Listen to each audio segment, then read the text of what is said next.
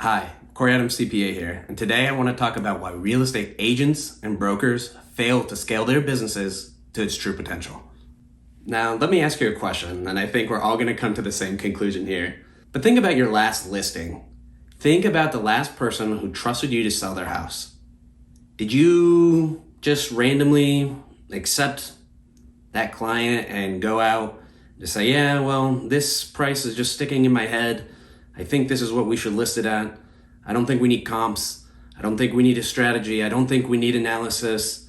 It's just this number came to me in my dreams, and this is the number I want to go with. So let's take this to market. No, of course you didn't do that, right? You went out, you created a pricing strategy based on the comps, based on the analysis, based on where you think the market's going, and you're successful. You probably got an offer above listing. So you guys see what I'm getting at here? To be successful in your listing, you developed a strategy and you implemented a system based on your market research and proven models to bring you the best result. I can't tell you guys how many calls I've hopped on with a real estate agent who's maybe doing $250,000, $300,000, maybe $350,000 take home. And I'll ask them, I'll say, okay, so what do your financial statements look like? Well, I don't have financial statements. I downloaded QuickBooks, but it's very confusing, but I've been tracking my expenses. And while that may be great for preparing a tax return, it shows me that you're not thinking like a CEO. You're not thinking in ways where you're letting the numbers help you to make decisions to scale your business. You're simply just tracking what's happened, reporting it on a form, and just going on as if you were a W-2 employee on commission. Now let me tell you guys, the most successful agents build businesses. They think of themselves as CEOs and they build a business. Now while that may include them going out and actually closing deals, it's not them doing it alone. So I really like to use the framework, right? The 3 L's from Gary Keller's famous book, The $1 Million Real Estate. Leads, listing, leverage. Everything that we do from an accounting and tax perspective wants to push and see analysis and develop strategies around the 3 L's. So the first L, leads. Before you can do anything in your business, right, you want a massive flow of leads. The more leads we have, the better. You never have too many. Now, if you're in a place where you're just starting out and you don't yet have leads, well, guess what? We need to have at least 4 strategies out there and maybe testing a 5th of developing those leads and getting it going. And I see so often real estate agents, they'll go, into their networking meeting and they'll do this and they'll do that. And they're just all over the place and can't really tell you what is resulting in clients and what's not. So the first thing I like to do with my clients is to go in, first make sure that we have at least 4, maybe 5 strategies for generating leads, and track that progress over time, right guys? Now, your strategy is probably not gonna pay off tomorrow, but if a month goes by and it's still not generating results, well, we wanna have that tracked. We wanna know, that way we can stop spending time, effort, and energy down that one strategy and invest it in another. So what you can see, right, is in this first L, we want to eventually get to a point where A, we're investing smartly and we know exactly where our clients are coming from, but B, we want to have so many leads coming in the door that we almost can't handle the work, right? And so that will lead us to our second L, which is listings. So let me ask you, do you know what the majority of your commissions are coming from? Are they coming from buyers? Are they coming from sellers? Are they a mix? What is it? Now let me ask you another question. How much time do you have to invest personally with a buyer client versus a listing? I think the answer is probably that the listing is significantly less time. Now, if we get to a point where we have so many leads in the door that we can't really handle the work, at least not yet, well, what we can start to do is we can start to be picky. We can start taking clients and listings that require much less time to produce the same, if not better, results. Okay, so really what we want to do is we want to focus on listings. Listings is how you grow your brand name out in the market. Listings is how you have the most control over what happens. And listings is how you create new potential clients in the future, right? Every seller is eventually going to be a buyer and is eventually going to be a seller again. So what we want to do, first L, create as many leads as possible. Second L, have so many leads where we can start focusing on growing listings rather than just taking anything that comes through the door. Now you may be asking, how is a CPA going to help me with leads and listings? Well, guess what, guys? This is why you're not going to find another CPA like me. When's the last time your CPA was asking you about your leads and your listing? Never. Now, the value that I'm going to add that's going to lead to more leads and listings is the fact that everything you do can be translated into a number, into a statistic, into a tracking, right? Whatever your numbers are at the end of the year is accumulation of your efforts out there in the field. So what you'll get when you work with me is you'll get a CPA who's taking those numbers, applying the proper accounting treatment, doing proactive tax planning during, not after, but using all those numbers to actually translate out into plain English, not all this crazy terminology, into plain English, actionable steps to actually grow your business, create more time, and create more money. So that's a perfect segue into the third L, which is leverage. This is the place where I see so many successful real estate agents completely cap their growth. In fact, I was just talking to a real estate agent the other day, huge last couple of years, scaled his business up to $350,000. So I asked him, you have any plans to hire? You have any plans to kind of free some time up off your plate? And he had gone ahead and he had thought about that and he had hired out a virtual assistant and had even scaled the hiring in an intern.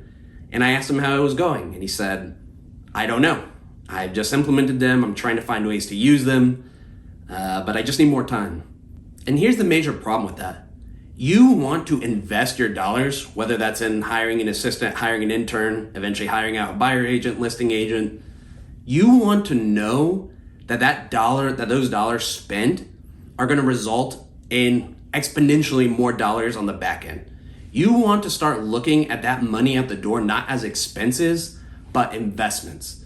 And so what we can do, right, is we can come in, we can take a look at your systems, your processes, how you have been so successful, turn those into internal procedures to whereas you can go out and hire someone and have procedures for them to come in and right away, boom, you know that those tasks that they've been assigned are going to immediately result into more sales for you. You know exactly the results that hiring that person is going to get you, if not better, and you hedge your risk, right? You can hire someone without the risk of them not bringing you more money because every decision we make should be to increase our bottom line.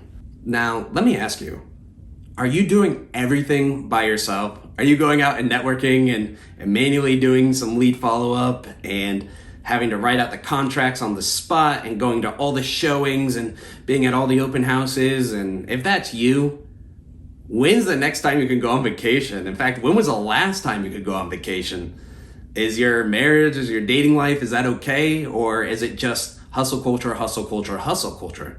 Well, what if I told you there's a way to produce even more results while working less hours? We can achieve that through leveraging our success and hiring people and implementing technology that can take over a lot of those burdensome tasks and less rewarding tasks. Now all of a sudden you have 48 hours of potential time to complete all the tasks and work that you need done, right? And so that can keep scaling on infinitely. And unfortunately, I see a lot of real estate agents not taking advantage of that. How many times have you gotten a call for a potential client and you're just too busy to take them on?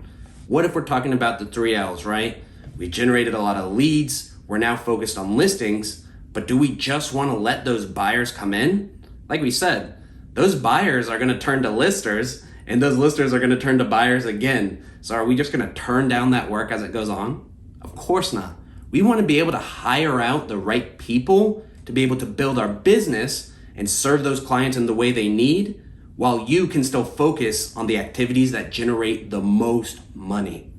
So what are some common ways that can happen? Now, let me ask you, how many hours do you have in a day? And Usually when I ask this question, the answer I'll get back is, maybe 12, right? Because I still want to have a life. And I'll probe a little further and I'll say, no, maybe if you worked as hard as you can, right? Every minute of the day, how many hours do you have in a day? Well, 24. That's the most I can have.